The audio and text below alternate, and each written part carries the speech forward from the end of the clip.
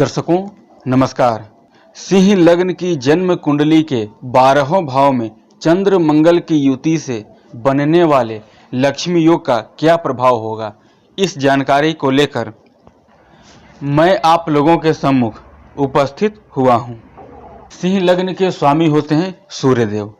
यदि चंद्रमा और मंगल की बात करें, सिंह लग्न में चंद्रमा और मंगल दोनों लग्नेश के मित्र हैं और लग्नेश भी चंद्रमा और मंगल दोनों के मित्र हैं। चंद्रमा की बात करें तो चंद्रमा को 12 भाव दिया गया है। अस्पताल यात्रा का, कोर्ट केस मुकदमे, फिजूल के खर्चे, जेल यात्रा, व्यय का भाव दिया गया है। चंद्रमा इस लग्न की कुंडली के लिए समग्रह बन गए क्योंकि लग्नेश के मित्र हैं और एक 12वां भाव मिला हुआ है। मंगल की बात करें तो मंगल इस लग्न की कुंडली के लिए भाग्य भाव, 9वें भाव और चतुर्थ भाव के स्वामी होते हैं, यानी प्रबल योग कारक ग्रह बन गए मंगल, और चंद्रमा यहाँ पर सम है। लक्ष्मी योग तो यकीनन बनेगा।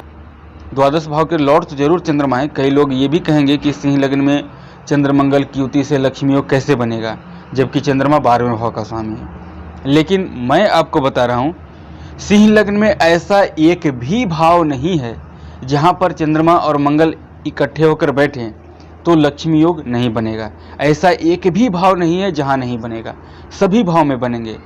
प्रश्न उठेगा, क्या 6, 8, 12 भाव में भी बनेंगे? यकीनन बनेंगे।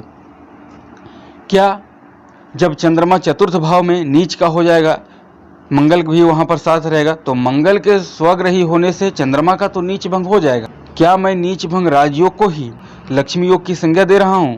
जवाब है नहीं।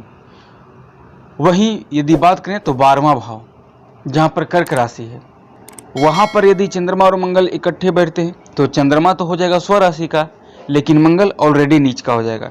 वहां पर भी नीच भंग राजयोग बनेगा।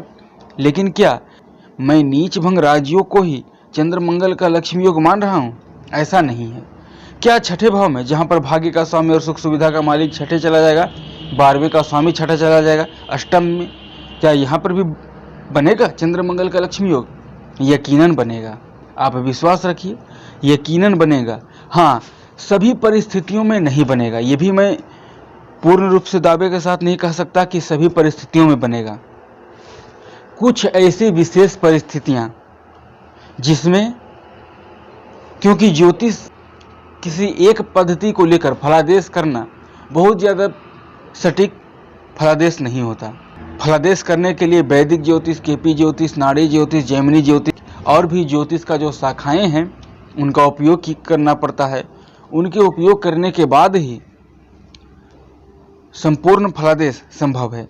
कुछ ऐसी विशेष परिस्थितियां हैं जहां पर आने वाले दिनों में जब मैं प्रत्येक लग्न में विपरीत राज्यों का फल बताऊंगा, उसमें मैं ये भी बताऊंगा कि सिंह लग्न में शनि के द्वारा बहुत अच्छा, बहुत श्रेष्ठ और अत्यंत शुभ फलदायी विपरीत राजयोग शनि के द्वारा बनता है।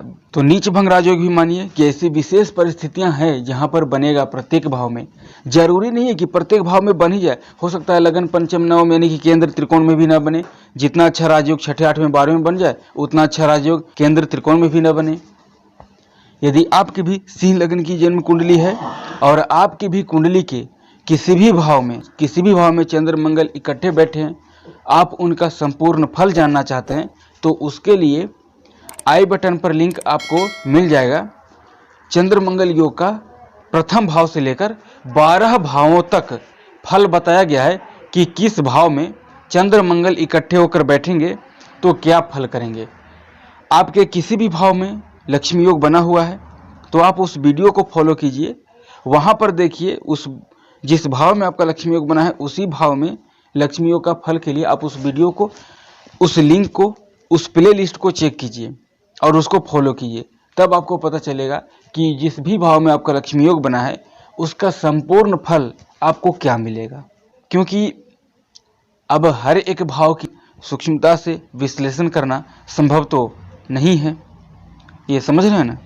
हाँ, तो उसके लिए आप उस वीडियो को फॉलो कीजिए। यकीन मानिए लक्ष्मी योग बनेगा। सभी परिस्थितियों में नहीं बनेगा, ये भी मैं कह रहा हूँ, लेकिन हाँ, कुछ ऐसी परिस्थितियाँ हैं जहाँ पर बनेगा।